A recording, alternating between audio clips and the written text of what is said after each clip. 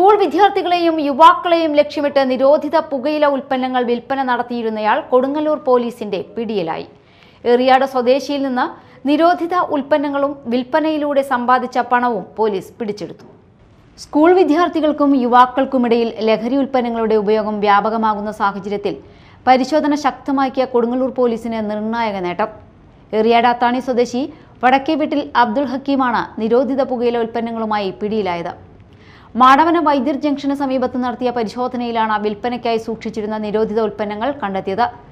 School വിദ്യാർത്ഥികൾക്കും യുവാക്കൾക്കും ലഹരി ഉൽപ്പന്നങ്ങൾ വ്യാപകമായി വിൽപ്പന നടത്തുന്നുണ്ടെന്ന രഹസ്യവിവരത്തിന്റെ അടിസ്ഥാനത്തിലായിരുന്നു പോലീസ് നിരീക്ഷണവും പരിശോധനയും. നിരോധിത ഉൽപ്പന്നങ്ങൾ വിറ്റ് അനധികൃതമായി സമ്പാദിച്ച 15,165 രൂപയും പ്രതിയിൽ നിന്ന് പിടിച്ചെടുത്തു.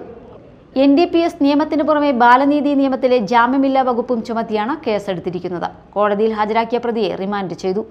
കൊടുങ്ങല്ലൂർ പോലീസ് സ്റ്റേഷനിലെ SI-മാരായ Shaju OG, Arafat GS, CPO Shameer, CPO-മാരായ Amaldev എന്നിവരടങ്ങിയ സംഘമാണ് പ്രതിയെ അറസ്റ്റ് ചെയ്തത്. Media time, Kodungallur.